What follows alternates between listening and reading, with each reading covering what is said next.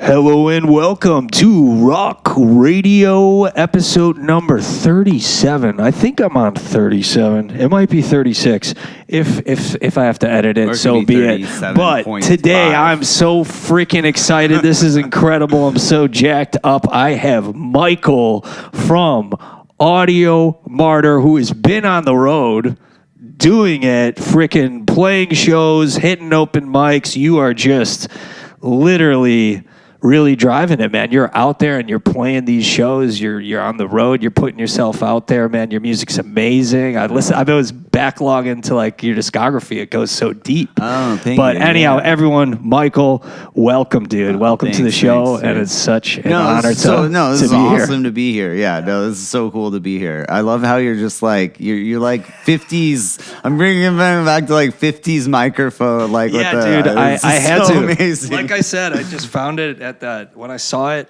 in the antique shop. I was like, I need that thing. Mm-hmm. But you hold it with such conviction too. I'm just mesmerized. I'm sorry. I'm just mesmerized.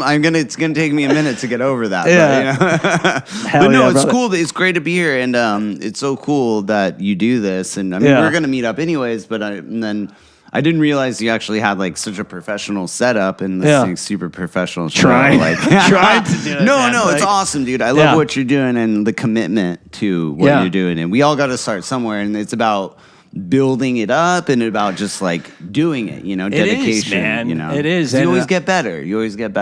Yeah, right? Man. Yeah. And leaving off, you had just mentioned before we rolled, you were getting into like even having bands previously and like breaking up. I remember that was one of the TikToks that I saw, that you were like kind of going into it and how bands just dissolve or fall apart when they had something, and then it's sad how sometimes time can swallow it, or if you don't.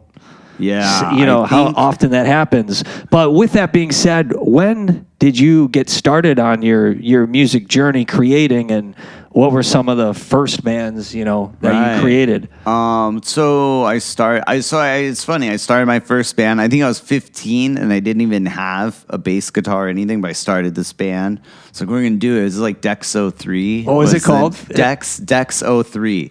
Like, and I honestly have no idea, what we were Dex thinking. 03, I love that. I mean, we graduated in the year 03, and it was Blink-182 was big at the time. And then Dex 03. And Dex Shout was out like, to Dex 03. And we're like in high school. It's like, oh, it's so close to sex. I was like, I don't know. It was weird. But shout out to the D. Like, what was then the worst songs ever. But I actually have a demo from that. It's like so bad. Is it though? Because sometimes some of those it's are really bad. Okay. There's another one later that we recorded that's actually okay. But that one, no, it's so bad. But it's so bad, it's good. And what's actually funny is we started that, when I was 16, and then I actually ended up meeting Jeff Heatherly, who he was the one who taught me how to play bass, and like a really big friend, really close friend and big inspiration.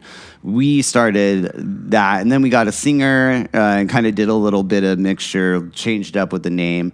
And then that's when that band fell apart. And it's kind of crazy because at that point I always started all the bands I've ever been in, but I was like, and this is how I got back to like everything kind of happens for a reason. Everything falls into place. Like one night I was just like, you know what, screw it. I'm going to like check Craigslist or whatever and just see who's doing what. So I searched Craigslist, and there's a band, like a thing for a band. Early Craigslist days. Right? Oh, this is like 2000. This had to have been like 2003 or something, so that was the only way to search for musicians was Craigslist. That's all we had back then, that was before it was used for what it is now, Yeah. Like, so I found an ad on there, and it was for like band, blah, blah. It was really like mysterious. We have this house. So I get to this house, and it was like, it was surreal, dude, because I get there Probably and there's like had to three look dudes. up the address on GPS. I should have did that, but back then I didn't have that kind of capability. But I show up, and it's three dudes, and then like a middle-aged lady, right? And she's saying that she's the manager, and they're this band, and they're building, and blah blah blah. And the singer was with her previous project, and like I was like, all right, let's check it out. And then we I played with them in the garage, and they had one song. It's called like "Welcome to My World." Okay. The song was so sick. And the lead singer, he had a great voice because he did like a boy band previous. Yeah. And so he was like talking to her what he wanted to do. And there's like, I want to do a rock band. So she's like, okay, let's do it. So that's why she took him, got all the other guys. And I was the last one to join.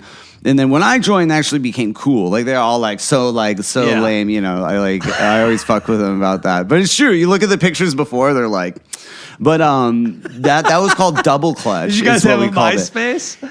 Oh yeah, we totally had a MySpace and everything, dude. But the catch was I was still in high school then. Okay, and everyone else was out of high school. So the catch was they're like, what was it called? This Double group? Clutch. Double Clutch. And that Shout music out to is Double actually Clutch. on Spotify. The lead singer ended up putting it on Spotify. And Good for him. that stuff, Yeah. I like that stuff. Like that album. Some of the songs are kind of but some songs have aged like fine wine. They're like way better now than they were 20 years ago. I'm like, cool. those are good songs. Yeah. Some of them are like whatever. But so the catch was they're like, okay, you after 2 auditions, like my second audition, they're like, okay, Michael, we want you to join the band. Like, but like you have to move into the house because we have practice. It was like militant, dude. They're like, we have practice every morning at 8 a.m., like 8 a.m. 5 days a week, and then at 5 p.m. 5 days a week, and then Saturday and Sunday at these times. Like, it was like straight up, we practiced probably That like is wild, 13, man. 14 You didn't know times what a you were week. signing up for. No, well, that was what they're telling me. But I got to stay in this house rent free, and and so I was like, okay. So I went. I did charter school, so graduated through charter school and everything. Moved in the house, and they're like,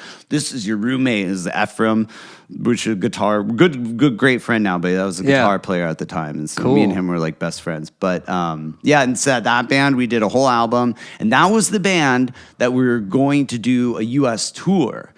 And we're gonna do this U.S. tour. The manager knew like Sum 41's booking manager, and we're gonna do this whole tour, and we're gonna end it at Disneyland and like play at Epcot. And it was like we're like, what the fuck, But Fueled by Robin's now, looking at you. Yeah, like back then it was totally real, But back then, now looking back, I'm like, how much of that was like real? Or like hyped up or fabricated, because we were all think like about 19. how many tricksters were like promotion agencies back then. I mean, she was like, paying for. I mean, Cindy, the manager, she was really like doing it. Like she started up her own little business. She was working an actual job, but then also doing this on the side, trying to start up this business. She did it before, so it was kind of like. And this was, and when I first started, I was like, "Is this like an MTV reality show?" Because that's what it felt. And then the whole word around the whole with my old band, because they all ended up getting back together. All of them got back together, and then all the other bands, the word got out on the street that like Michael got signed. Like Michael got signed, and then people were like, Michael's on he's on a reality show. Like people were like, Michael's on an MTV reality show. It's gonna come out, and like, where the fuck are these rumors coming from, dude? And so then, that was it back then, man. If you got signed, you're good. You made it. You're big time. Yeah. Well, and I was living in a house with these bandmates, rent free and shit, just playing music, and we were playing, and I knew one of the venue people, my uncles, like I had a family friend, so she was like, who do you want to play with? And then we had other connects and another. So pretty much in San Diego in the local scene at the time, like early 2000s, like, we could play at Soma or the Epicenter or like the Scene was where my friend worked. So any of the big venues, we could just go play there. No problem. So we had this like look, and everything. And so, but it turned out the tour manager was like literally crazy, like actually crazy. Like he seemed legit normal and everything, but then as the time went on, he just got crazy. I remember one time we went out to Arizona with him for one of our mini little tours, and we were on the loop, like the 101 loop, because we're from California. There's no fucking loops in California or anywhere out there on the West Coast. There's no loops. So we're like driving. We're like, this freeway's really long. We're like, things look really like the same, and we figured out like an hour later we're driving on the loop in circles. And then, because this is before GPS, but we ended up making the show and everything. But that band ended up breaking up. So we did tour out in Arizona. What happened? What was the tour manager ended up being completely crazy, like legitimately crazy, and he ended up getting like going to psych ward. You know, like Damn, he, what like, year? What legit- year and was then this? Can you recall? 2004 is when Yeah. all this happened, and then the manager, and then that's when the drummer and manager bailed. So then it was kind of like the whole classic one by one. Yeah. People were jumping ship, and it was so funny. It was when the lead singer told me Yeah. and Ephraim, he was like, wow, I'm so surprised you guys are still here, Whoa. like committed. When he quit, Okay. and I was like, dude, this is what I've been doing since I was 16. This is all Yeah, I want to yeah, do. yeah. You know, like Wild. Yeah. So In the makeup of that, in the lineup of that, were you singer songwriting no, at the I played time? bass. I just so you played were just bass. playing bass. Just in played that. bass. I didn't Okay. even do backup. I did a little backup yelling and stuff. Yeah, and that's yeah. when I did start a side project called Something Short of Perfect. Something and that short was of just- perfect. Shout out. That That's was just cool. recording. Yeah. And that was back to what we were talking about. That's kind of where my 24 hours and artist stuff goes back to, because I would just show up at someone's house. Like, Yeah. yo, let's write and record a song. Oh, we'd man. write and record the song, and we'd record it right then. Yeah. Or we'd write it, and I would be like, okay, I'm coming back tomorrow, and we're going to record it. And I'll Yeah, record totally. them all on my 4-track.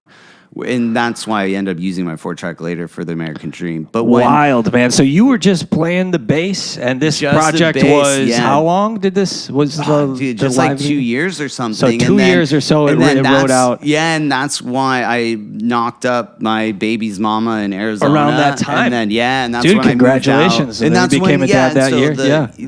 And it, dude, is wild because me and my bro Ephraim. So did you guys, when you became a father, did you split? Around that time, the same time the guy was fucking crazy and everything fell apart at the same. That all fell apart. And so me and my good buddy Ephraim, we started writing this rock opera. Yeah. Because I wrote a little short story in community college, and it was Yeah. like super crazy, and I just kept writing more parts. Fuck yeah. So we recorded, that's what the Artemis effect is Yeah, on. yeah, yeah. That's on Spotify. So good, So we yeah. started recording that and got that recorded, and then we practiced, dude, we spent all the sounds in that, like we literally we'd show up to the studio, the recording studio. We went to Goodwill and bought a bunch of plates, and we're Oh, like, we shit. need breaking sound, Yeah. breaking glass sounds. He's like, Nice. the guy's like, the studio, the engineer's like, but I have a breaking sound on my keyboard. We're like, no, like, we need the actual sound. So we went Yeah. out to the parking lot, and he set up the mics, and then we just threw it down, running, and Yeah. then he wanted us running and throwing, and Dude, then yes. we did it. The guy, he's laughing, had the time of his life, and then right when we're done, he's like serious as fuck. He's like, okay, clean it all up now. I'll meet you inside. And like, he gives us a broom and goes inside. But this guy was probably like, these kids are crazy. They just paid me Dude. $100 to like break glass to make this. Gotta you know? get that authentic sound, man. But we he want the he glass. was having man. fun though. Yeah. He was having fun.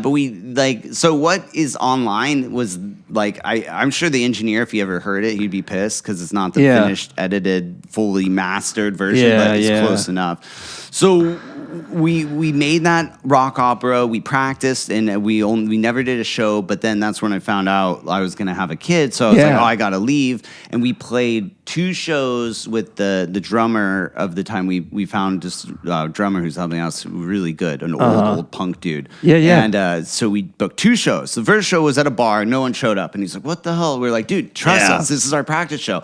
And the second show we did at I put on a giant party with my friend because he's moving up to Humboldt, and I actually moved up to Humboldt with him before I moved out to Arizona. And then so we did this giant Dang. party. It was like, dude, there's probably like 200 people there. We had a blow up jumpy thing. It was like, Whoa. and the cops showed up. But Yeah. and we went to the door and talked to the Classic. cops.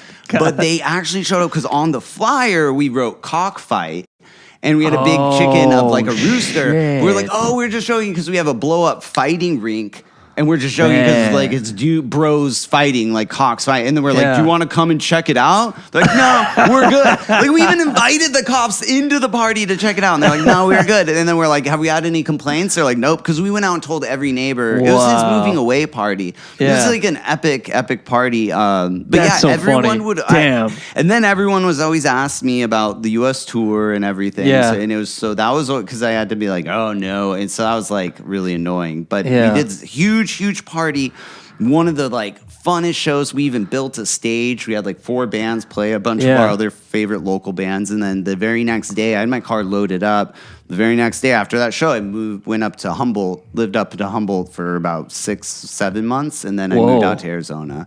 Dang. Yeah, kind so of that get was my the mind end of that straight. chapter. Yeah. Then you went out to Arizona. Yeah, man. and then when I was Shout out in Arizona that's where I started Audio Martyr. So when you Jeff came out. took the trip to Arizona. Shout out to Arizona. Yeah, Good state, man. Mesa, Arizona. Cool. And where along the journey, did you find yourself songwriting at all, or was that kind of just? So I would just kind of do little stuff on the side, and then that's kind of when I started doing poetry. But or a little bit after that. Were you always free form writing before that, or did you already lyrics. have a journal before previous? In like Dexo 3 and all those old bands, I would help with write lyrics. So I didn't usually like sing or anything, or just do bass, but I would usually help write lyrics, or this might work, or this. Did you have a live journal? Yeah, and I just have a lot in my head, with words. Nice. So, nice. So that all kind of worked out, but it wasn't until when I was out in Arizona is when Jeff hit me up. My old. It's all comes full circle. It's crazy. Yeah. Like my old guitarist, he hits me up, and he was already out in Arizona. No, he was in Buffalo, New York, and he had nowhere to go. He broke up with his girlfriend, and he had nowhere to go. So that's why he hit me up, and I was like, "Come on out." So he came out. I had an extra room. And then so we did you all the Audio and Martyr Jeff stuff. started Audio Martyr. Yeah, and that was in 2010 in 2010. Arizona. Yeah. And how did the name come? How did the band become? I have no idea how I thought of it. I came up with it. I think he thought it was okay, but I was thinking of so many, trying to think of a lot. But that was the one that I was. It's a great name, man. Yeah, because I ultimately kind of thought it was like a. I should say that I was writing the rock opera, and I came in and wrote it in there. But the truth is, I just kind of came up with it somehow, and then I ended up incorporating it into the rock opera. Cool. He gives a big speech, and then he's basically called an audio martyr because he gives. That's awesome. So that's kind of where it kind of that's actually how I ended up interpreting into the lore. But that whole thing's written. But that's I would love to finish that rock opera. But totally. When Jeff came into the Arizona Sun and you guys started that project, was it like you already had envisioned we're going to be a rock band together, me and you? Or was it just come out here, we're going to hang out, and then you guys started playing? He was coming out with the intentions of starting a band and everything. Wow. Yeah. And how long had he been playing at the time? Oh man, he started playing when he was a little older, or a couple years before me. So he probably played when he was 14. But his dad was loaded and stuff. It was funny, and he always or his stepdad, and trying to always get approval. So he bought him a Mesa Boogie triple rectifier when he was 17.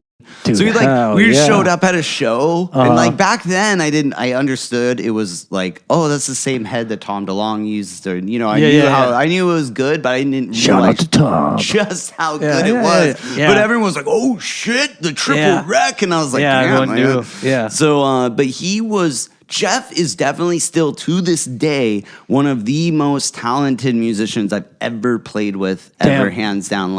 Me, and then especially with me and him, we could just write a song, and I think it was because when we were childhood best friends, right? So we would be somewhere, and we'd always make up stories about people, and then we'd do their voices and tell the story as them, and we'd go back and forth, and and then the wife said, and he's like, "Oh no, stop it, Sharon, you're married." Oh, whatever, dick, you need to chill out, and then we just keep riffing, and we were doing this when we were 8 and 9. So naturally, when we were 16, 17, and then again when we're in our 20s, it was it was just so natural, just riff and start. So totally. So we did that, and then I had this. Did you guys have a drummer? We found a drummer, this dude Mike Freeman, who's a cool guy, but he wasn't super invested. Okay, Arizona based too. I played bass out there, so I played bass, and then and actually, what was fun is I did keyboard synth in that thing. So I did keyboard synth and bass, which actually sounded really cool in some songs. And then we just had the drummer, but we started doing these sketch comedy stuff, and this is why I kind of love TikTok, and it reminds me of this is because we do stop motion videos and a bunch of weird skits. So we ended up doing 14 episodes But my vision for that was kind of like doing a storyline of the band, of what's going on with the band and all of our friends and all the silly stuff we're doing, but then also little weird skits of like stop motion, like kind of Robot Chicken-esque kind of thing, dude, mixed in with it, you know. So where would you release the stuff? Was it YouTube? It's on YouTube. It's called Futurecast now. Man, I have to find that. And then there's a stop motion Lego. It's called Futurecast now. Futurecast now. Kind of like how. And so you had a YouTube for that specifically too. Yeah, for shout out, man, dude. This is gonna be so much fun to go to your backlog and find the links and links below here if anyone's watching. Your brain check these things out if you watch all 14 episodes in a row. Yeah. And when I was making them, because I was out in Arizona, my good friend Ryan, he was out in San Diego. He'd tell me how he'd have people come over to his house, and they're all like random people that come over and be smoking weed, and he'd turn on one of the episodes, like the newest one. He's like, "Oh, my friend's episode," and turn on, and no explanation or anything, and people are just like, "What is going on?" Because it's basically like adult Sesame Street mixed with Robot Chicken. With like that sounds glorious. Yeah, I love that. It's ridiculous. And it was cool because I started it and I had this weird vision. And then as I was doing it, more and more people kind of like were like, "Oh, that's cool," and started jumping and hopping on. Super cool, dude. When then did you start songwriting?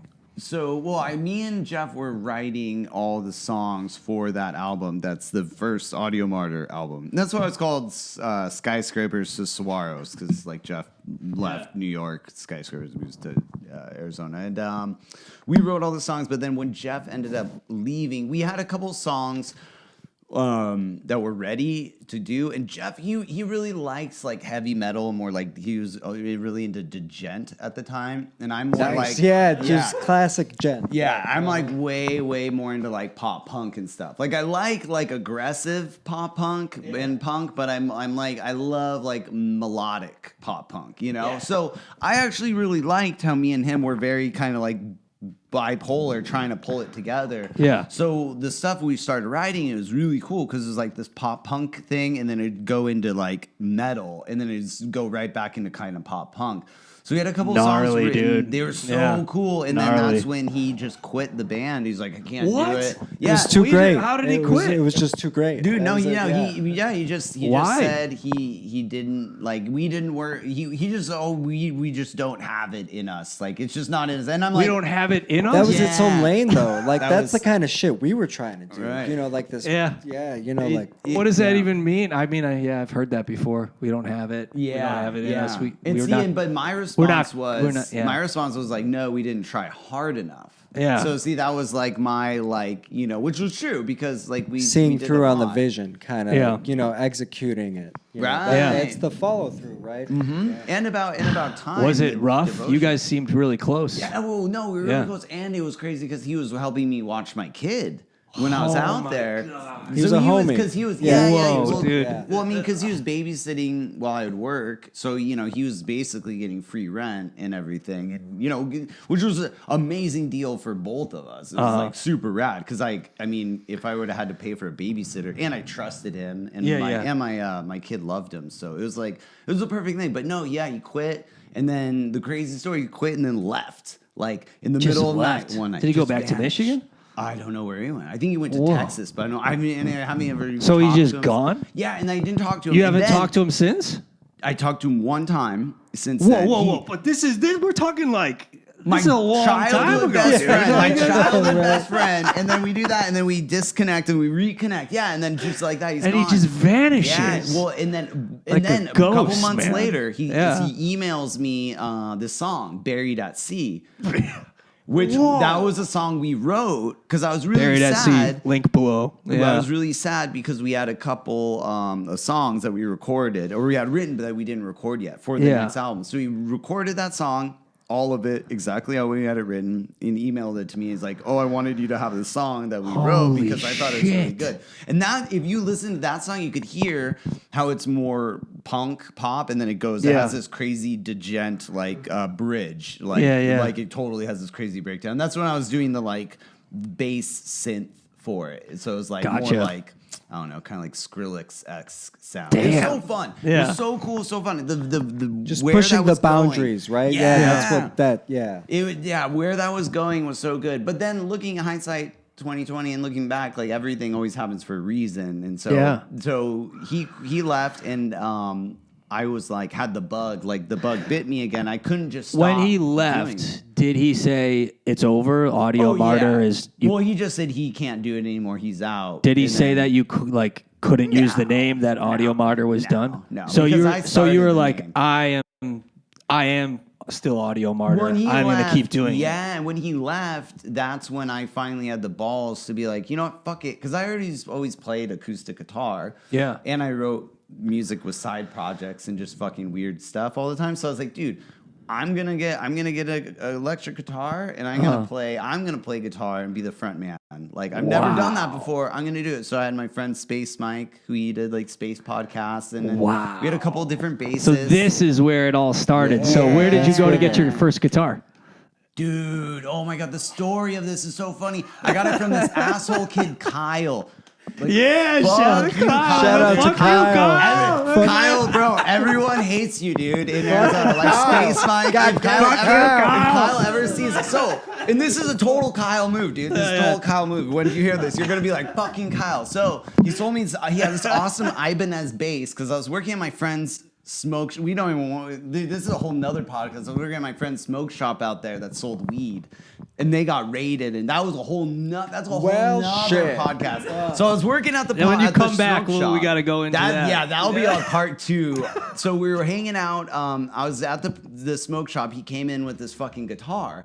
And he was asking, because he knew I was looking for a guitar, because like word on the street was. So Kyle came in, he's like, hey, Mike, like I'll sell you his guitar. I think he's like $200 cash. I was like, dude, I got like 180 cash right now. He's like, done, boom, done. And then turns out, and I love it, I put like stickers on it, like it's like I bleed Deck on that it. shit out, Yeah, like a it's skateboard, my guitar. right? You know, Yeah. we started playing, and then and we started playing with Space Mike, and we started writing music and playing, and that's where the whole Phoenix EP on Spotify. That's what that's all from. Whoa. And then so then me and Space Mike we do it, and I find out through the grapevine someone's like, hey, do you have that gold Ibanez? And I was like, yeah, like Kyle stole it from blah blah blah. Like some dude, I had no idea who it was. And so Kyle stole it from this dude and then sold it to me.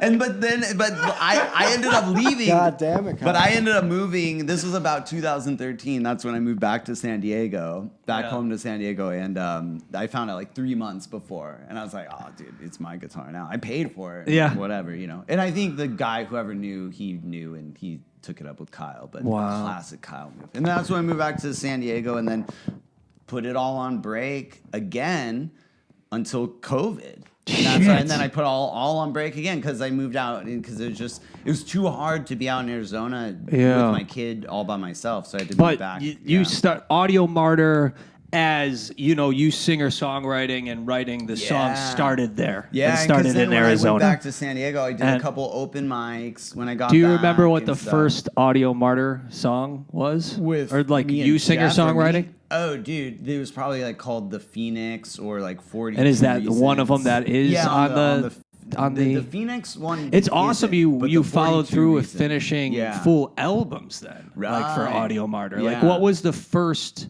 full album That was you the put? one with Jeff, The Love and Hate, and then we had a couple little singles, kind of for the sketch comedy, and then Buried at Sea, and then I did the Phoenix thing, and this is the thing. At with what year time. did it become just you though, and you started writing? 2013. So yeah, 2013. So that was a year after the world ended, or the Right. universe. 2012 Yeah, as we knew it. Like that's a exactly. paradigm shift.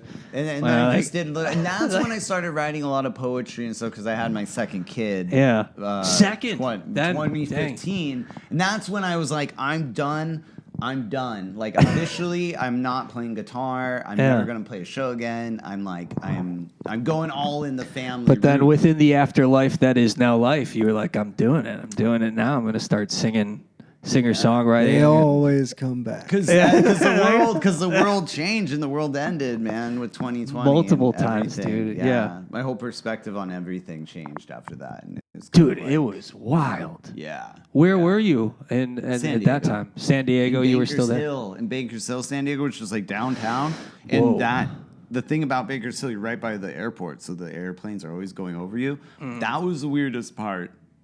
Is when the airplane stopped. Yeah. And then did you guys do the nurses thing where everyone would bang on like pans at like 8 p.m. and flash their lights for nurses? Did they do that? Oh, They no, did that we didn't. every day. That's wild. I didn't know that. For Wow. about 3-4 months, maybe even 6 months. Yeah. And the weirdest thing is, one day it just stopped. Like Yeah. everyone would do it. Like you'd look at 8 p.m. I would even be driving down the street and I'd hear it and I'd see lights flashing. I was like, oh, it's 8 o'clock. Yeah. Like, it was like at the local bell tower. And then Wild. one day everyone just stopped doing it. I It's want to really weird. get back and continue there, but before we do speed up there, from 2013 to 2019, into 2020, what was Audio Martyr doing? I just wrote it. I had a couple songs. I think and that's what that whole Broken Dreams. EP Yeah, because there's a thing. couple in those years that are out on Spotify. The Broken Dreams. That was just a bunch of songs that I recorded. So Broken Dreams was kind of like a collective of songs and demos. And that was when I was like, okay, I'm gonna not play music anymore, but I still have these songs in me. Gotta release it. And I gotta Put it record it, out, but I never thought I would ever put it online, ever. Like that's like something short of perfect. I have 3 of those albums that I've never released. I probably don't know if I would. That one was in that vein. I never thought I would ever release that one because it's super personal. Yeah. It was raw. And so I did it, and then I was like, okay, I'm done. That was 2016. That's some of the best stuff, though. Man. I mean, one of the most inspiring videos I've ever seen was one that Mike sent me of you talking about that, just like record it and release it. Right. And there's something about just like putting it out in the moment. But I know what you mean, something that's just so close, though. Yeah, great segue there, because I did want to bring up, dude, your online presence and the energy that you're bringing like onto TikTok and just this, you're really speaking your truth, man, and what it resonates, man, at a very high level, and that's why I'm just so honored to have you on the show and just have you like it's talking about your songwriting and all this, because like it's so, some of the things you say and just you break down, you have I don't know, man, you really are doing speaking a narrative in a punk rock aesthetic and in like a singer-songwriting aesthetic, and even being so open and honest in a way that I feel not many people are. And I really respect that. Right. No, it's funny you say that, because I got onto TikTok kind of late. Yeah. My kid was on Musical.ly. So like, I'm like, dude, if your kid dude, was on TikTok. Dude, and my kid did my hair too. So anytime anyone's like, and I'm not even joking, in Chicago, a lot of people compliment my hair out here. But usually when I go places, people are like, nice hair. I'm like, oh, my kid did it, My kid, and my kid did the album cover for the 24 Hours an Artist. Whoa, cool, man. My That's 16-year-old, so awesome. I call him my boomer whisperer.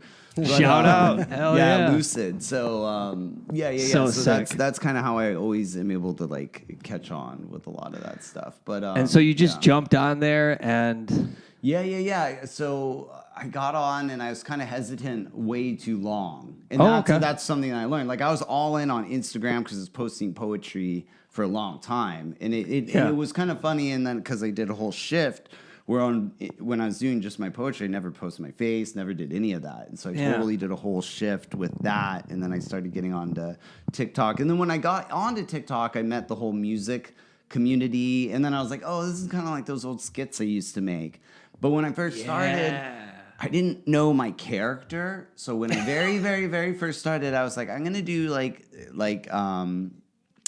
satire. Okay. So I was also doing a lot of stand-up open mics Okay. back then when I That's first awesome. started. Yeah. That really, like, I would challenge any musicians to try to do that because it'll help your banter. It helps, even if you're not going to incorporate What your about stand-up improv? Have you ever Oh, tried? dude, I did improv in high school. Right, I heard that's another way to help, like, Dude, so like doing good. stand-up. Yeah, you know, and you just even like could push do- your boundaries. So of were it, you doing satire with your songs or getting up on open mics and doing It was comedy? comedy. Kind of all of the above and on the videos. But then what I noticed is because my joke, what I was doing is it was an over-representation of who I was when I was 16. Okay. Exaggerating it. Yeah, just, because when I was 16. Playing into that shit. Yeah, when I was 16, and back then when I joined Double Clutch and I moved into the house and everything, the goal was always to get signed. And gonna get signed, baby. How many songs do we got about getting signed? And get the money, make money, and get famous, and like that was always the goal, right? You know, dream, man. Right? Fall Out Boy did it. Yeah, exactly. Then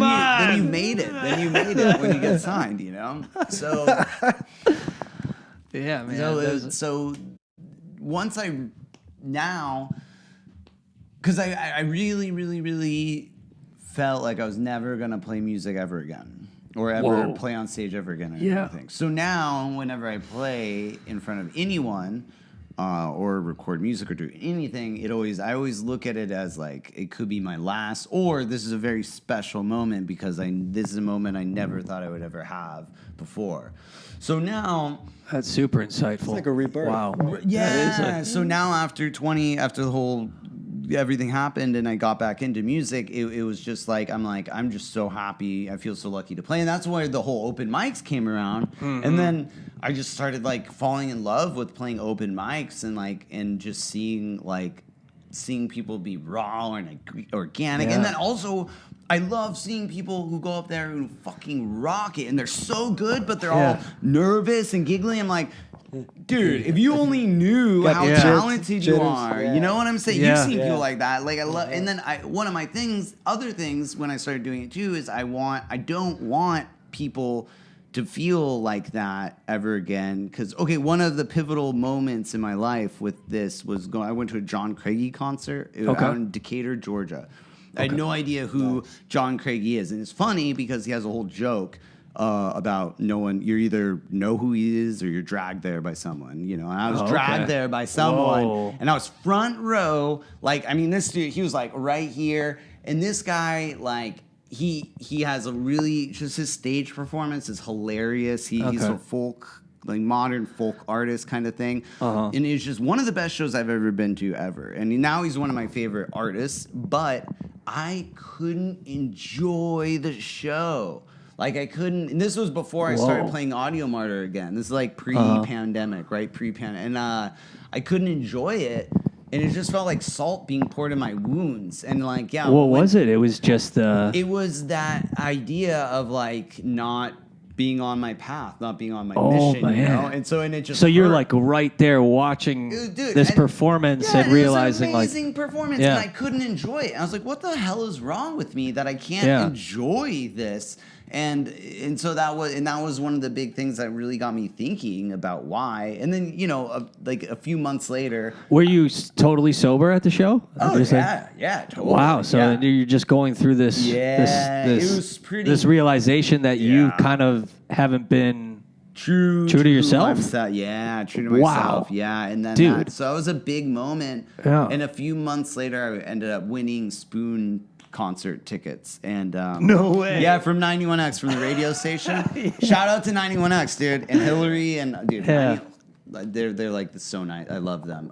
But yeah, I got tickets for Spoon, and then I went and I was like watching, and then I was like, because this is months later after I was playing music again, probably a year later, but I was playing music again and everything, and I went, I had my makeup on and everything, because I was in my new.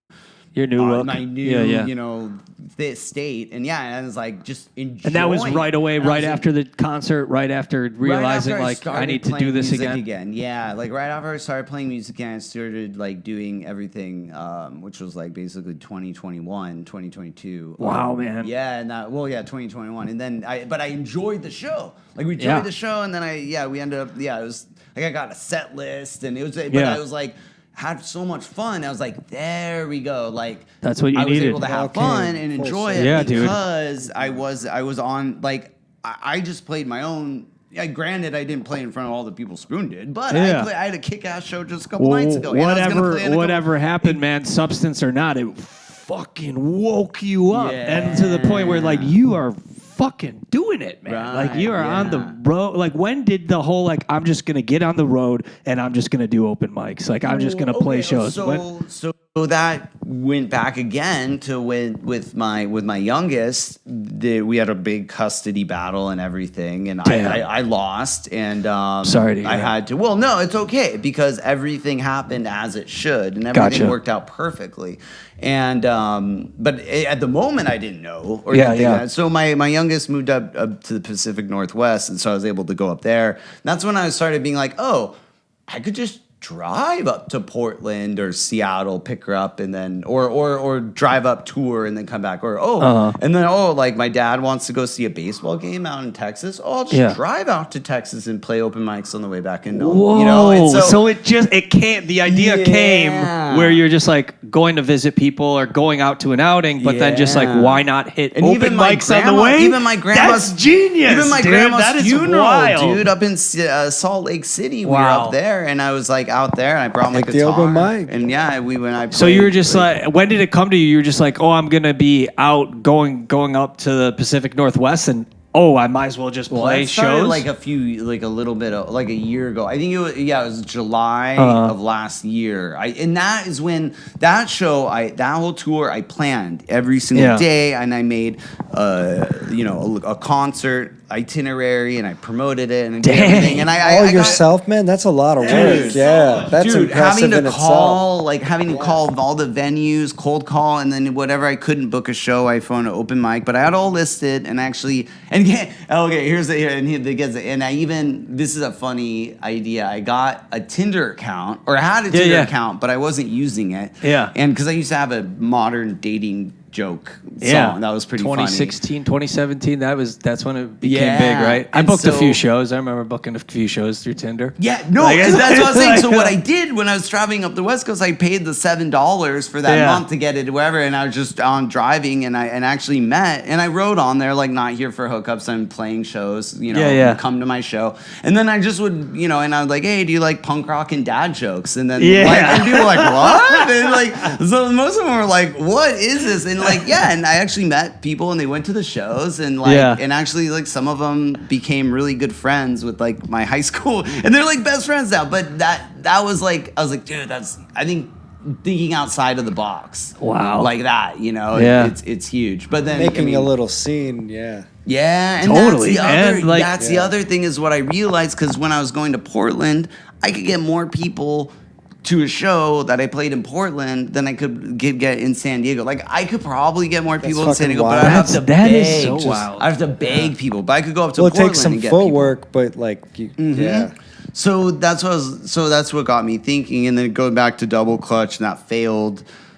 And that was in 2003. Yeah. And so that was why now, and then I just have the opportunity, like, I have my car. I was just like, I have this time, and before winter hits, and I was just like, dude, like, I have this opportunity. I got to just do it.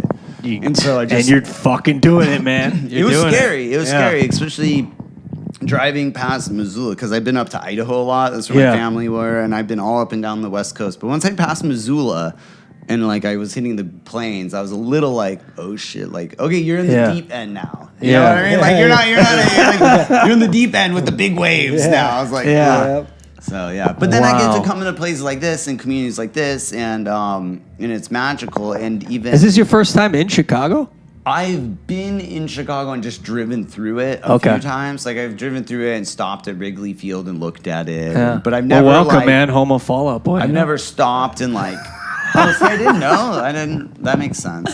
You got to try all the food, man. Home of Alkaline Trio, Fallout Boy. Alkaline Trio. Alkaline's from here. Wow. I will say it feels like being in a Batman movie. That was my first. Dude, well, it is Gotham is based off of when I was Chicago, but it's so funny. Like, a lot of like my mom and dad, they're like texting me. They're like, "Are you safe? Are you okay?" And I was like, "Dude, like, what are you talking about?" I was like, "It's like really safe here. Yeah, like it's nice. Chill. Like it's definitely low key. Yeah." And it definitely has but everywhere I've gone, because even when I was when I was in Utah, when I was in high school out there, I remember like everyone has the perception that Chicago is dark, that Chicago is like harsh, like dark city. Yeah. Like, and they like think crime is. They just think crime is like happening nonstop. It has that It's like anywhere persona. else. It's like, but we got like you said, Fall Out Boy. Pete Wentz, Smashing Pumpkins. Smashing Pumpkins, really? Yeah. Wow. All kinds of shit. Yeah. Yo-Yo. Shout out. Yeah. That's it. That's a pretty extensive. It's an extensive. Extensive list. But yeah, man, that's so cool. That's such an awesome story, man, and such an awesome journey. Thank you, so much for sharing all that. It's cool to unpack all that. I haven't really ever unpacked that like that, so it's fun. But I think one of my things, kind of like. So I have kind of my 2 or really 3 missions. Is like, one is to build community. So it's like here, like this right here, right now.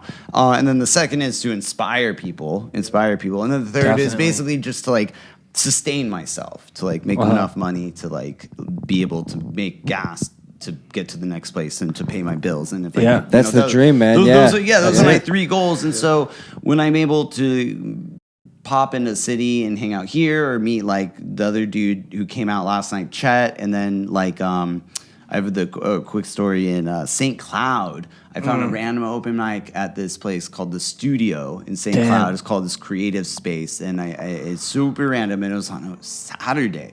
Never find open mics on Saturday. So I was like, this was weird. Get there, cute little place and everything, but I get in, there's like only a few people there. Turns out they built this stage. That was the first night that they were going to show off this stage, right? And for this open mic and everything, and this lady, Lucille, started this place up, and she's been doing it a couple of years. Cool. And so she gets up on the stage and gives this whole speech about being authentic, and she has a shirt. That shirt, it's like authenticity is a full-time job, and she's talking about that, and then talking about how she broke her ankle and she had to stop her dreams, and now she's like, everyone's, I have to fight being too old, and I was like, screw it, I'm just gonna do it. Yeah. And I was like, what the hell? Okay, and then I was like, dude, I was like thinking in my head, I was like, oh my god, this lady doesn't even know what's about to happen. Because I have I opened my set with a song like authenticity in this plastic society, and so I went up there and just boom, opened that set and like blew her mind. And so, and then, I did a whole set. I did 2 sets up there with them and vibed with everyone. And then after, she like sat down and we're talking, and then everyone was like listening and we're talking.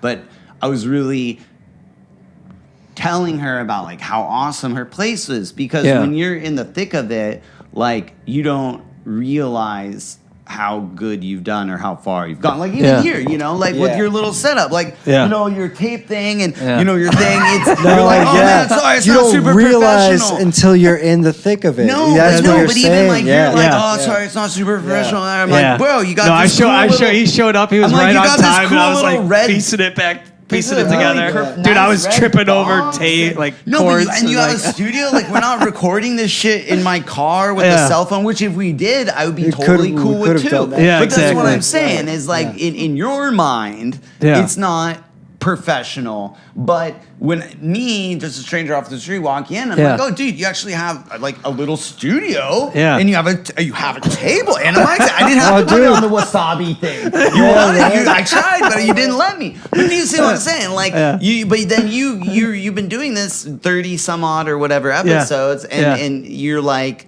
you don't see the progress, because you're in it, But then, so when I come in here and I'm like, fuck yeah, dude, this is cool little studios, dude. Like Deftones. I don't know if that, I hope that's the Deftones Shout out set list, to or maybe that's one of Deftones, your set lists. I don't know what that is. Like, but it's fucking cool, dude. You know what I'm saying? Like, I thought that was a TV at first, but we got a TV. Okay, you just gotta figure that out. But you guys are doing a lot, and I'm sure, and as artists, as professionals, as creatives, we never stop and pat ourselves on the back. We're always so harsh on ourselves, which is good. It's good to be harsh on ourselves. That's good, because that's how we grow. One of the most critical fields, right? Musicians, artists, creative types, right? We beat ourselves up. You're right. Yeah. Totally beat ourselves. We are our own worst critics. We only stop ourselves, right? Yes. We're our own worst enemy. Yes. Damn. It's down to that. Yeah, dude, 100%. And that's one of my favorite things to do is when I meet artists or anyone, if they're willing to hear, I love to just talk. And I'm really, really good at hearing people's blocks. Like with Lucille, her block was, and she even said it, and we're talking about like abandonment issues. Like, Okay, so yeah, I'm like, yeah. okay, but then I was like, girl, why do you have abandonment issues when you have like all these awesome workers here? You know, and so I was like, hey, when I got here, you have all these people who took care of me and welcomed me. Like, you have awesome staff. And she's like, oh, I do have an office, you know, but it's like, you know, or my favorite one is people who have the perfectionism one. They're like, I have a song, but it's not good enough yet. Or, I have a song, but I'm going to maybe put it out. I'm like, no, not maybe. You will put it out in a month. Or just put it out now. And I'm like, just put it out right now. And then right on the money, and then dude. record You're right on the money. a second version. Yeah. Just keep at it. Sometimes you're right. It's just about the framing, how you frame things. Yeah, you know? I wish I knew this band. I wish I knew the band. I'm going to look this up and find out the band. But a band did a little clip of a song that they teased on I think it was the Colbert, Stephen Colbert late night show. They put it out. It went nuts on TikTok. Everyone's saying, we need the full thing. We need the full thing. So they go and they record the song in a studio and they release that and everyone's fucking furious. They're like, this sucks. We want so everyone wanted they were pissed that they got this regurgitated plastic fake thing they didn't want. They wanted that first take of that one. And I'm like, raw shit. Yeah, and with me, I would think just release them both. And then whoever likes whatever. Right. Yeah, let it live on. And then maybe make a third in a couple of years. A live version. Yeah. Why not? Right? A live exactly. Just keep it simple. And you know where I learned this from? Where I got this from is freaking Nirvana with Pauly. Yeah. And I mean a lot. And because the song was very important to Kurt Cobain, and he recorded it on a lot of different albums, and there's different versions of it, and that's cool. Like even if you don't love that song, but it's so cool to be able to go and listen to different processes of recording it. So that's why I always tell people the perfectionism block is so easy to because it's just like, what are you doing? Or you could like get hit by a freaking bus. And then that song's gone, dude, you know? That's like another reason why we started this is just to capture the process and kind of the chaos of it and the organic raw feeling of it all. Because it is a journey and it's a hard thing, especially like when you're trying to bring something to a finish line, something so creative and like, you know, just bring it across where you could like show it to other people, right? That's the tough part. So that's what I always liked about your sentiment where it's like just get it done, put it out, and then keep going, right? Like because that's where you keep evolving. It's putting the reps in, as they say. Truly, you know, man. It's beautiful, man. And speaking of like Nirvana and Polly, like one of my top influence of all time. But it's funny you bring that up because like I love the box set. Like the Nirvana box set, like that's my jam. Like that's what like I would listen to on repeat. And listening to like those demo takes, or like even you could hear Kurt and Chris like making it in the spot or making it in the room. And there's something about that nostalgia, kind of like. Have you ever heard the Dead Sea? The band The Dead Sea, or like.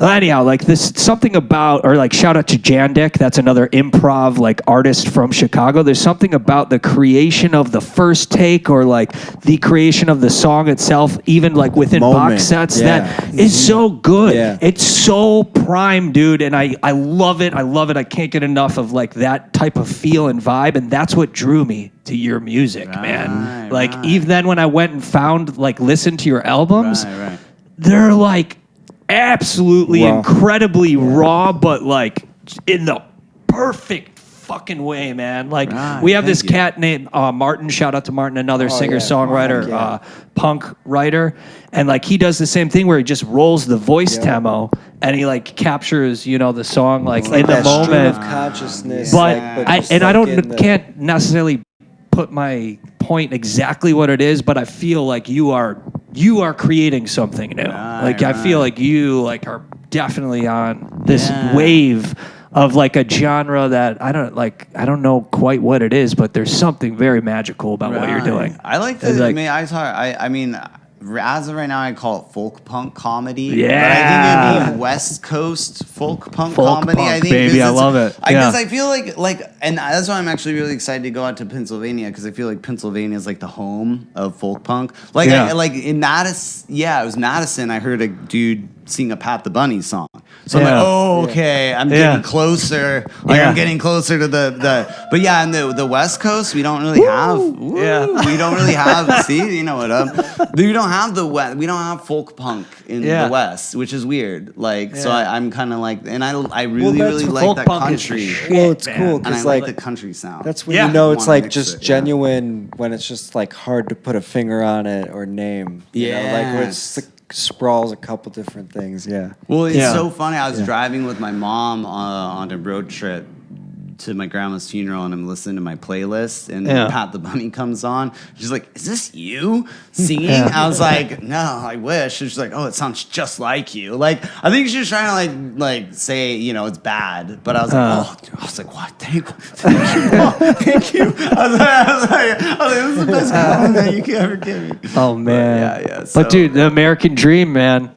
Right. That record is amazing, dude. It is so freaking good. From the novelty, from the intro to like the storytelling to your words, your lyrics, the delivery, your feet. Like I really love it, man. I really love that album. On a 4-track too. Yeah. Like that whole album was recorded on a 4-track recording, because that's why I recorded everything on Something Short of Perfect and all the old stuff. Yeah. So I wanted to challenge myself with that. But there's actually, I think, over 16 tracks and songs and sounds from old songs and old tracks from old band, like from Double Clutch and from just like a legacy piece where you're just like taking a piece back from time and bringing it back. I would take even remember my crazy Bill, the crazy tour manager who ended up being legit crazy.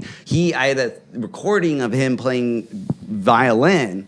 So I took a clip of that and put that shit in the American Dream. Damn. Bring all the nostalgia back. Yeah, any artist I played with over my whole career, I took a clip of them and put in. Into the American Dream? Yeah, get this. My very first song I ever recorded on guitar, it was called Sheer. That was, again, one of the first songs I recorded with Dexo 3. Like, that sucks so bad. But I recorded this song on acoustic guitar, and my good friend, or a homie at the time, Wes, he recorded like a kind of like a metal thing over it, and it was like, whatever. I had it for Something Short of Perfect.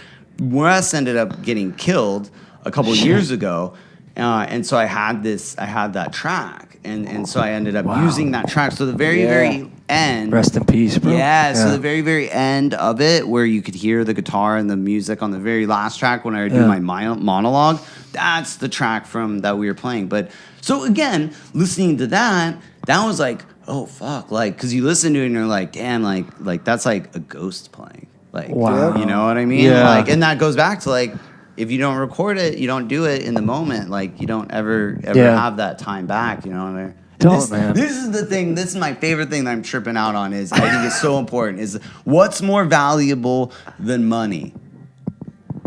Time. Yes. Yeah. Yes. Time. Yes. Yep. It's time, man. Because that's the only thing in our world that's basically finite. Finite. Yeah. Yep. And so by all three of us being here, wasting or having fun or just living this hour or whatever it is, this is that we're investing, we're giving the most important the most important thing we have, the most thing you could have is just being here, that's wild. having this conversation. And then anyone in the future listening to this, who's out there right now, whether it's in a day or a month or a year, they're listening to this, even if they're doing something else, they're still listening and investing and giving their time to do that, and that's like an honor. So once you also start thinking of that as like a musician or anyone, like it's you gotta appreciate every really respect that. Damn, people. That's like so true. For them to invest that time. Yeah, that's so true, man. That's why.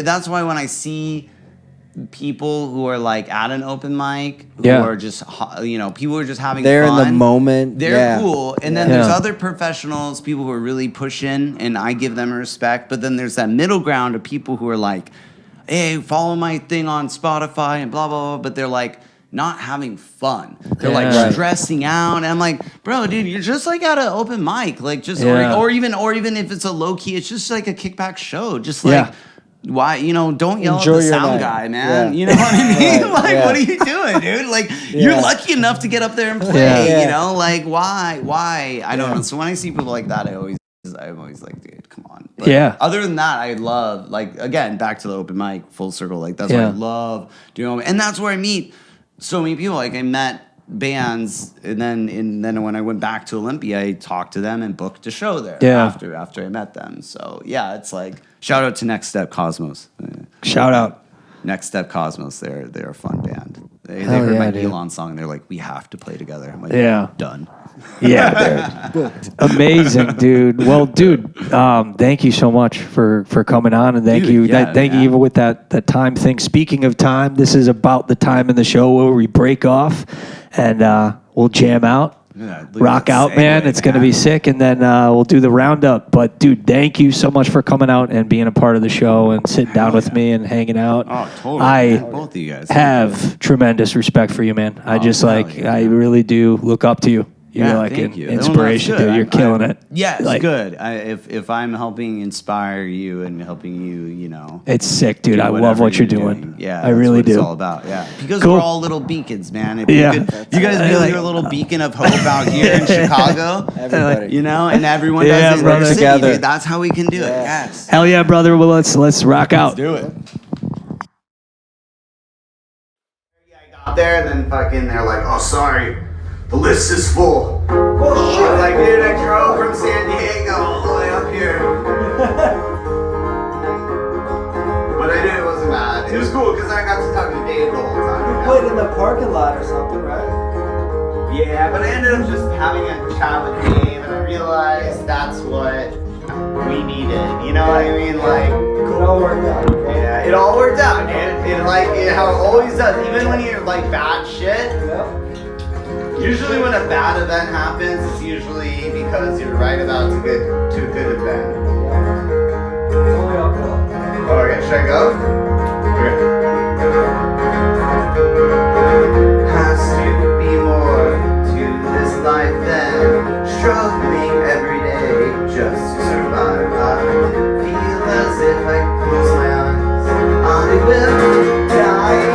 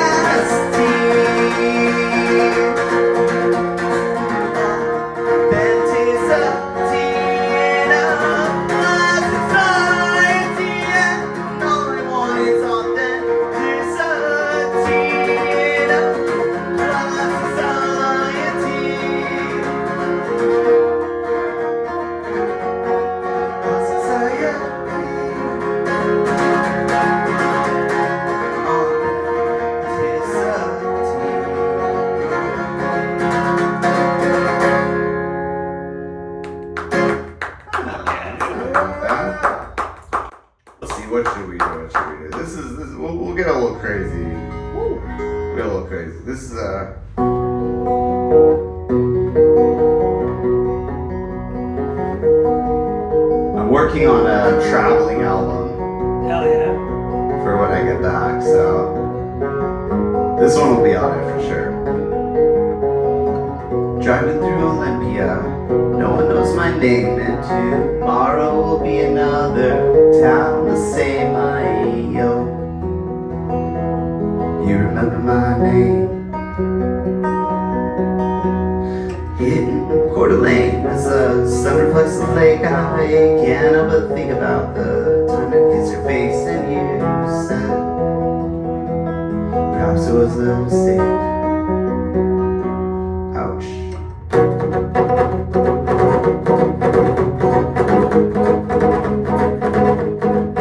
Cause I'm writing this song at 3 in the morning at some broke down hotel. All the night years it's inspiration. Or am I John this crazy at night? It's a rhetorical question, you know the answer to that. Having these flashbacks and I don't know why. Perhaps it's cause I am not healed inside. I know that you feel inside. I really fucking do. Cause I'm trying to be that perfect man that you want me to be. But maybe that's not me. And I'm grasping into a black doll symbol lies. Now I realize that's some kind of luck, not my kind of luck.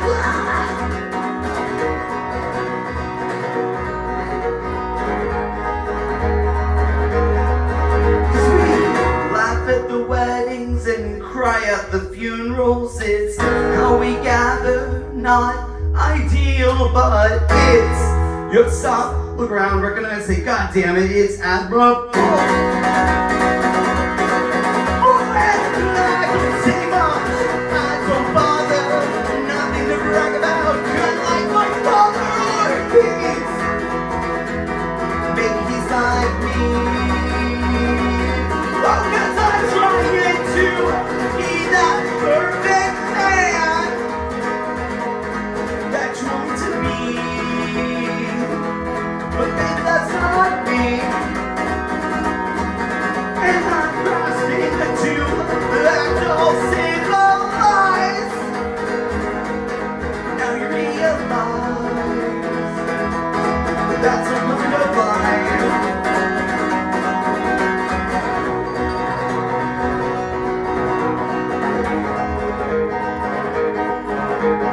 Driving through Chicago, no one knows my name, and tomorrow will be another town the same. You remember my name? Yeah, that's it. So sick. All right. That one was a new one? That's a new one, yeah. I have a recorded live version. So sick. I'm working on that one for the album, that one and a few other ones. Love that. Yeah. Hell yeah. Hell yeah, dude. Can you do one more? Let's do. Okay. I can't do one more because I'm really fucking pissed off. Because basically I was driving out here, I was really happy because in like North Dakota, there's no fucking Teslas. And then I got out here, there's Teslas fucking everywhere! So this one's for the red Tesla that cut me off. He parked right out there. I think we should go find out what room he's practicing in here and go leave a nasty note on his door. If you feel like you don't belong, be like Elon and put a car into space for no fucking reason. And a Neuralink in your brain. These nerds aren't sane, but he's king of Mars. So fuck the Earth, let's go to the stars with Musk. All the weird nerds you trust. If I see another Tesla cut me off, I'm gonna cause we're duped by the Hyperloop. And look, there goes Musk driving in a Cybertruck. He just cut me off. What the fuck? You feel like you don't belong? Be like Elon and put a car in space for no fucking reason. And a Neuralink in your brain. These nerds aren't sane, but he's king of Mars. So fuck the Earth, let's go to the stars. I'm sorry, but you'll see. SpaceX is not gonna save humanity, and I know my inbox is gonna flow with death threats from angry nerds and incels. Maybe it's time I should go. And if you feel like you don't belong, be like Elon and put a car into space for no fucking reason. And a Neuralink in your brain. about Mars, so fuck the Earth, let's go to the stars with Musk. Fuck that Red Tesla. Seriously, man. What a fucking Hello blast. and welcome to the Rock Radio Roundup. Here we are with Audio Martyr, and he just fucking Wrecked it, dude. Just melted our face off, dude. That was amazing. performance, Oh, yeah, man, dude. that was fun. That was Thank you. wild. Really I appreciate rarely the, sit down when I performance. play, Yeah. so that was interesting. Yeah, I like Put you it. out, was we dope. like to put people out of their element. Yeah, you you know? did, definitely. Yeah. Yeah, man. Super sick. You did 3 numbers. What was the first number? So the first one, Plastic Society. That one's off the 24-hour album. So it's 24 hours. I wrote that Big one at blow. that thing. And then the Solitude in the Silver Valley. That one's is going to be on another album that should come out in like April or something. Dude, then- that's another one? Yeah, Dude, well, that's I like, one yeah. of my favorite TikToks from you was like you were rolling out the American Dream, and while you were waiting for it to come out, you're like, oh, and I decided I'm gonna write another album right now, and then you By the way, literally dude, finished another Worst fucking advice ever was to post your album in a month early. I was like, what the hell, dude? I was like, come Now I on. gotta step No, up. I mean, the guy who told me I love him, Stuart, my engineer, but Yeah. that's what we heard everywhere, and I Yeah. didn't know what I was doing back, so that's what I did. But it's okay because then it made me do all the other stuff. Yeah. And then I actually even did the San Diego album, was where the seasons never change, which is so funny because I think that's my best piece of art that I've ever made in my entire life is that album. You know, maybe it's just because it means a lot to me because it's about San Diego, so I really get it. But like that one's had like some of the fewest streams, and I think that but that's the coolest thing about art is you put it out there, and some of it resonates really well, some doesn't. But it's just funny because I'm like, oh man, that's like my favorite album. But and then the Christmas album, I decided to write a whole Christmas album. Kind of like, because Bright Eyes did one. Yeah. And basically where was I? I had it on CD. Someone so good. in The shout out to the Bright Eyes Christmas. It's so good. It is good. So, yeah. It is good, but it's they're very had great voices, and they have really so it's I had to go a different route with mine, obviously, but that was one of the influences. But one dude in New Haven told me about Daniel Johnston. Yep. I'm actually sad to say I didn't know who Daniel Johnston was. Yeah. But When did you fan. dive But into Daniel? when I was on tour out in Connecticut, Holy shit. and then he told me about him, and I remember I was driving in the middle of nowhere, like Connecticut, Massachusetts, and I was looking at his discography, and I was like, what the fuck? And that's why I was like, bro, I think it was 1983, he did like 5 albums, right? Yeah. Granted, 2 of the albums were like old singles or B tracks or rarities, but I was like, I'm gonna fucking beat that shit. Shout out And to so that's DJ. how that's Shout with out, the dude. thing. That's why with the Christmas album will be 6, and I might do another just like songs on the road or B track thing or whatever I'm feeling, just to get one more on there. But I kind of like it was like a challenge, So it's like, and then another thing I did is I started taking score when I started playing music. So in 2022, I took score. I did 101 shows. Damn. I love it, man. And I take score. So if you great. do really good, you call it a perfect show. If it's just a win, it's a win. If it's a tie or a loss, then it's down there. But I take score because I would have really good shows, really bad shows. So I would have really high highs, really low lows. Yeah. Gathering data. Yeah. I mean, I Damn, know it dude. sounds cringe. Well, this but was it's a win. really- This performance It's really was a cool win. though because I mean, one thing that just is hugely inspiring for me is just your execution on just delivering just releases and also just performances. Right. Yeah. Right. So and not worrying about like anything and just fucking getting it done. I'm not saying anything. Of course, everyone has their own things that hold them back. Yeah. But that I think it speaks volume to like what you've accomplished and just. Absolutely. I love what you're doing and the sound of it all. It's and so good. Like it's just like documenting a journey and also just an evolution. So it's really cool. And I think you're doing it, like Mike said, in ways no one else is. Just, I love it. Just So simply good. by execution. That's like the coolest part, man. It's just the way you're getting it done. Right. You know? Thanks. Yeah.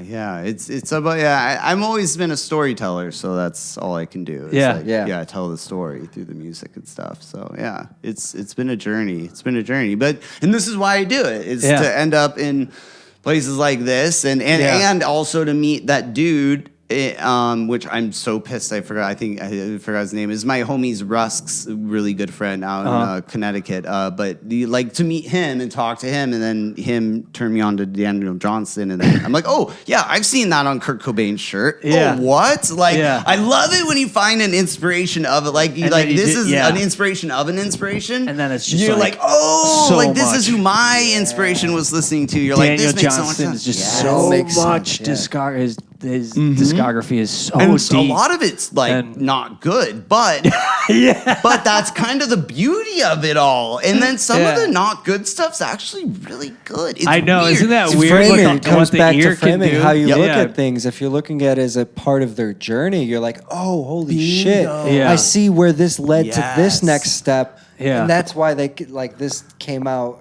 You know what I mean? It eventually can blow your mind. Yeah. You know? Truly, man. And thinking even back on a whole nother genre to talking about people who re-record shit. Look at Taylor Swift. I don't know. I know she re-recorded her old albums, and she did Taylor's version. Now I don't know if it sounds different. I hope it does. Yeah. But I think it does sound different, I would imagine. But I know she re-recorded it to get the rights back. Or so now whichever, one you listen to or buy. Yeah. She gets rights. So but even that, going back to like we were saying, all the versions and everything, and you can see the recording. So even if you're a Taylor Swift fan, you can go listen to her album when it was 20 years ago, and then her reversion. Yeah, I mean that's awesome. It is really cool. I love Taylor Swift, but I wouldn't. But for bands that I love, I would love to hear Blink re-record. Oh, dude, right? Stuff from that's a band that's like. Something. Could you imagine if they released some of their demos or like a box set of their rough cuts? Have you heard Fly or Swatter?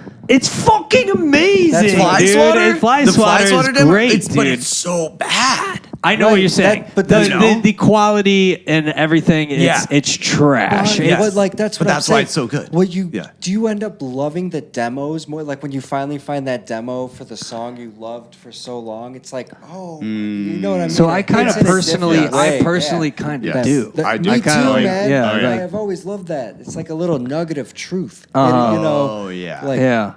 But then you understand the journey. Yeah. Yes. But for Blink, obviously they have such an aesthetic of being polished, clean cut, and like sounding so perfect that. But even like if the industry wouldn't even think to release a demo. But if they were to re-record Dude Ranch with Travis, I mean, that would be cool. You know what I'm saying? That would be cool. You know That's an awesome idea.